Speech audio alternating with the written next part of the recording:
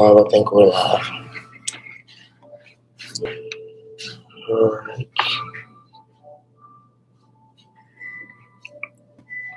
Hopefully y'all can hear me. If not, this won't be for nothing. The test run. You feel me? We're about to do a reaction on Jeffrey Epstein.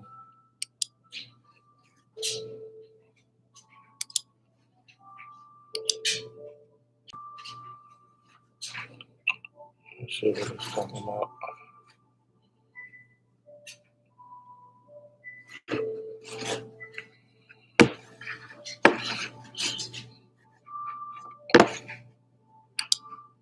Even in death, the secrets of Jeffrey Epstein remain tightly guarded. But earlier this year, I spearheaded a Wired investigation that uncovered the data of almost 200 mobile phones belonging to visitors to his infamous pedophile island. The data was so precise, we were able to map the paths of these visitors to within centimeters, including their neighborhoods, buildings of origin, and the paths they took to get to the island.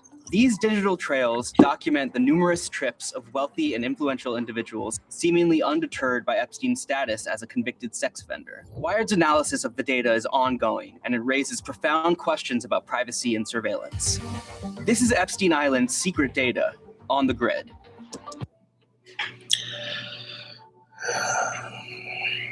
Where should we start?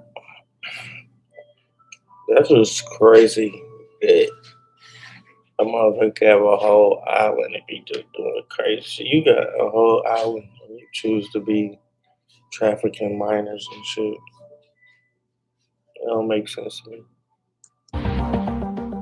This is Little St. James, aka Epstein Island.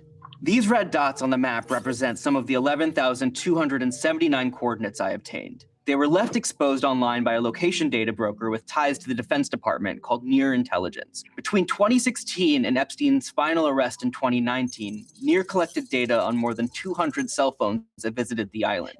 We don't know why they did that or which client or prospective client of Near decided to query the data in this way to produce the maps. But the maps you'll see in this video show where visitors to Epstein Island spent most of their time. Let's take a step back. You might be wondering, where is Epstein Island anyways? Well, it's here. Little St. James is a private island that is part of the U.S. Virgin Islands, an unincorporated territory of the United States in the Caribbean Sea.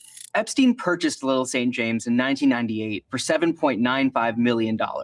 It's about 71 acres, the size of 54 football fields. He made the island his primary residence and soon after began welcoming visitors and throwing infamous parties where he was accused of having groomed, sexually assaulted, and trafficked untold numbers of women and girls.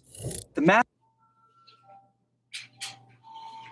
I think I even read that the shape of Jeffrey Little St. James is the same like sign as the symbol on Nickelodeon.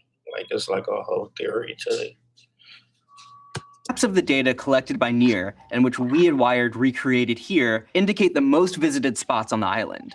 From the main house here with the pool, to the beaches and the large sundial, it's all on display, including the enigmatic Hilltop Temple site over here, which has been the focal point in speculations about Epstein's mysterious activities on the island.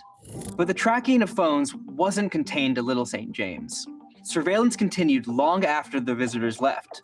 The data reveals the locations of visitors 30 minutes before and after arriving on the island, which shows us the exact routes everyone took to get there. Some landed here, at the Cyril E. King Airport on neighboring St. Thomas Island. With its private jet and VIP terminals, it was the go-to hub for Epstein's 200-seater Boeing 727 plane dubbed Lolita Express. We see data points clustered at various area beaches, hotels, and luxury resorts, including the Ritz-Carlton Hotel here. To get to Epstein's Island, many visitors got on a boat at a designated dock at the American Yacht Harbor, a private marina on St. Thomas co-owned by Epstein at the time. From there, we see a flow of movement through Great St. James. I heard this motherfucker was even a CIA agent or some shit.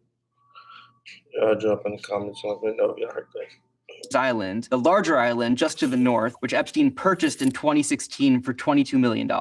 He had hoped. Traditional dropshipping is dead. What we need to do is register with AutoDS. The quickest